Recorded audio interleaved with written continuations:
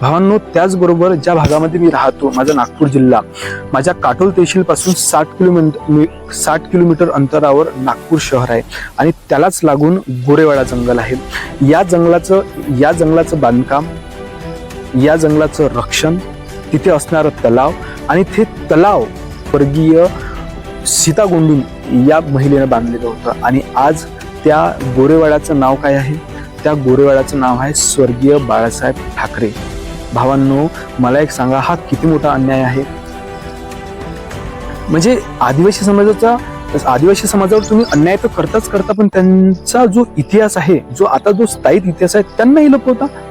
मला असं वाटते, की माझे स्वर्गीय बाळासाहेब ठाकरे जर जिवंत असते ना, त्यावेळेला ज्यावेळेस ते नाव बदललं, तर मला असं वाटते की माननीय उद्धवजी ठाकरे यांचा कान पकडला असता आणि म्हणलं असतं, कोणत्या समाजाचं तू इतिहास लपवण्याचा प्रयत्न करत आहे आणि कोणत्या समाजावर तू अन्याय करत आहे. ज्या समाजांनी या देशासाठी कितीतरी योद्ध्यांनी आपलं रक्त वाहलं, कितीतरी आपला परिवार नष्ट करून टाकला की हा देश सुरक्षित राहिला पाहिजे, या देशाची संस्कृती सुरक्षित राहिली पाहिजे, या देशाची प्रकृती, या देशाचं जंगल, पाणी, पहाड हे सगळं सुरक्षित राहिलं पाहिजे, हा देश गुलामीतून हटला पाहिजे, या देशासाठी त्यांनी रक्त गाळलं. आणि त्या देशाच्या नागरिकांसाठी, आदिवासी समाजासाठी तू असा विचार ठेवतो, असे शब्द मला असं वाटते माझ्या स्वर्गीय बाळासाहेब ठाकरेचे असतो.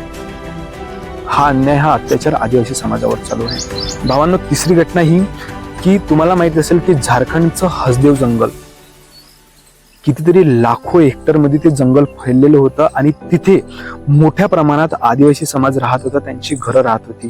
भावांनो, त्या आदिवासी समाजाला तिथून नक्षलवादी आहे म्हणून हटवण्यात आलं आणि त्या जंगलामध्ये पुरं कोल माईन बनवण्यात आली.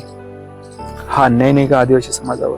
भावांनो, जास्त काही नाही, आता तुम्ही 10 दिवसाची एक न्यूज आहे की राजस्थानमध्ये आदिवासी समाज ज्या भागामध्ये राहतो तिथली एक प्राथमिक शाळा पडली आणि तिथे असणारे सर्व मुलं, मोठ्या प्रमाणात मुलं ही मरण पावले.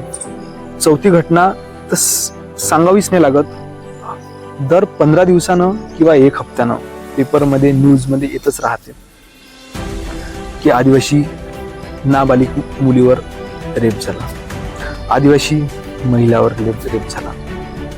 कधी थांबणार हा अन्याय हेच कळत नाहीये. जोहार.